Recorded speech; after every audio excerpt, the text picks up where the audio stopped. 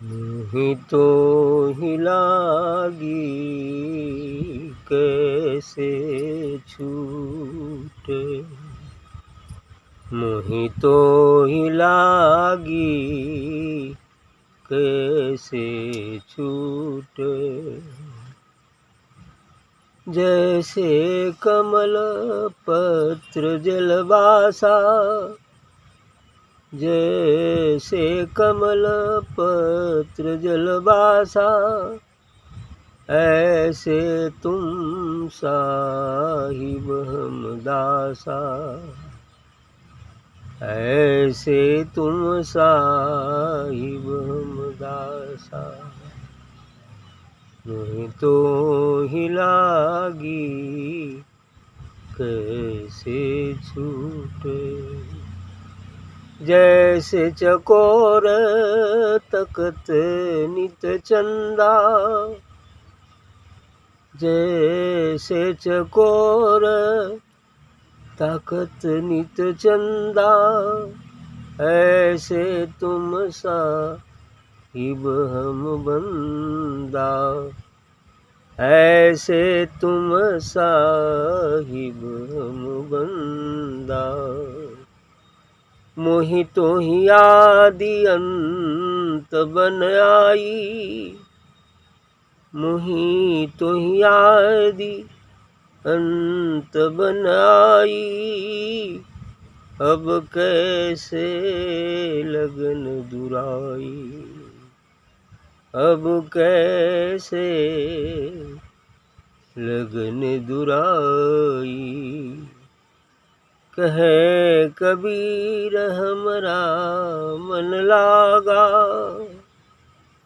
कहे कबीर हमरा मन लागा, जैसे सरिता सिंधु समाई, जैसे सरिता सिंधु समाई। मोहि तोहि लागी कैसे छूटे, मोहि तोहि लागी कैसे छूटे।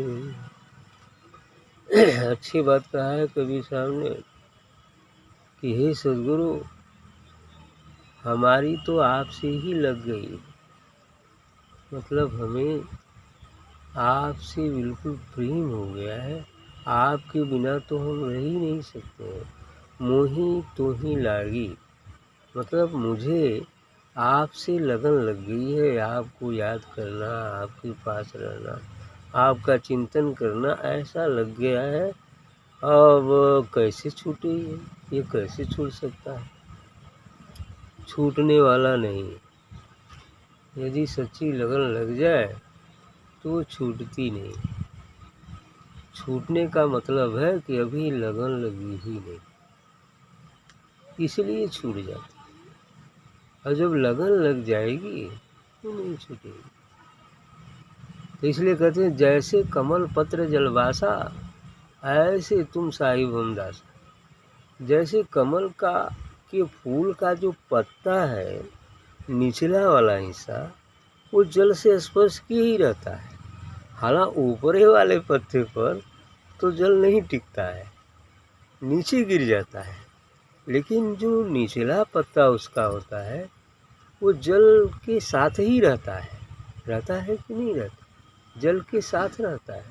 करे जैसे कमल पत्र जल वासा, ऐसे तुम साहिब हमदासा। यही सद्गुरु, जैसे कमल का पत्ता जल के बिल्कुल साथ साथ रहता है, निचला पत्ता, ऊपर वाले पत्ते पर तो जल एक बूंद भी नहीं पड़ता, लेकिन नीचे वाला जो पत्ता है जो उसे आधार प्रदान करता है, वो तो जल के साथ ही रहता है।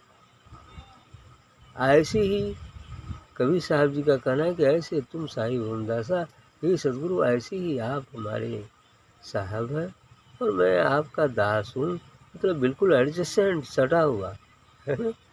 ये छूटने वाला नहीं है। सटा वाला होगा तो कमल खिल भी जाएगा, फिर पानी भी नहीं चढ़ेगा उस पर।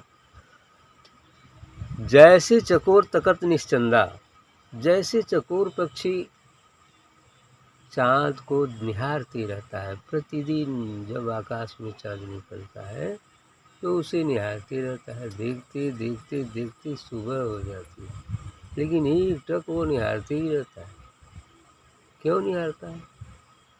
हालांकि इसमें उसको थोड़ा भ्रम है, क्योंकि चकोर पक्षी आग खाता है, आग से इसको बड़ा लगाव है, आग खाता है?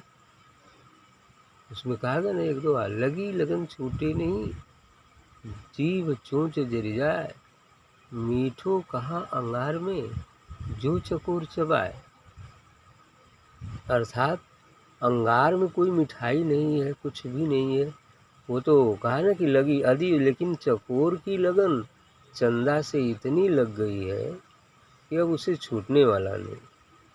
आग से इतनी लग गई है कि उसे छूटने वाला नहीं है, भले उसकी जीभ और चोंच जल जाए, लेकिन फिर भी आग को खाना हो नहीं छोड़ता है। अर्थात इसी प्रकार साधक के लिए भी जरूरी है कि चाहे संसार जो कुछ हो जाए, चाहे कितना हो सुख दुख आ जाए, कितना हो विपत्ति आ जाए, कितना हो संकट आ जाए, कितना हो संकट की घड़ी हो, लेकिन यदि सद्गुरु से प्रेम हो गया है तो वो नहीं छूटना चाहिए। न वो प्रेम होने के बाद छूटता ही है। छूटने का मतलब यही है कि अभी शुरुआत है, अभी सच्ची लगन लगी ही नहीं है, इसलिए छूट जाता है। तो ये बातें हैं। तो ऐसे तुम साहिब हम दासा, जैसे चकोर तकत नि चंदा, ऐसे तुम साहिब हम बंदा। तो हे सद्गुरु, ऐसे आप साहिब हमारे जो है चंदा है, और मैं आपका बंदा अर्थात चकोर हूँ, आपका बंदा हूँ, आपका भक्त हूँ, ऐसा कह रहे हो। मोहे तुहे आदि अंत बनाई, अब कैसे लगन दुराई। कि अब हमारे आपके बीच तो आदि अंत का बन गई, अब इसको कैसे अलग किया जा सकता है। अब ये तो अलग होने वाला है नहीं। मोहि तुही आदि अंत बनाई, आदि और अंत की बन गई है, अब कैसे लगन दुराई। अब ये जो लगन लग गई है, इसको कैसे दूर किया जा सकता है। तो दूर नहीं होगा तो क्या होगा। तो कहे कबीर हमारा मन लागा, जैसे सरिता सिंह समय। कबीर साहब जी का कहना है कि हमारा मन तो आपसे ऐसे लग गया है जैसे नदी सागर में समा जाती है, या सागर नदी को अपने में समाहित कर लेता है, अपने में समा लेता है। ऐसी लगन लग गई है। तो अब दूठ रही कहाँ गिना। जब सागर सरिता को अपने में समा लिया तो सागर हो गया।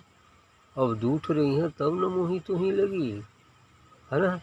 और जब दूठ द्वैत मिट गया, एक ही हो गए, तो कौन किसकी लगेगी, कौन की किससे लगेगी। अब तो दोनों एक ही हो गए। सरिता सागर में मिल गई तो सागर हो गई, लेकिन जब तक एक नहीं हुए तब तो ऐसी लगन चाहिए ही चाहिए। ठीक ठीक हो गई।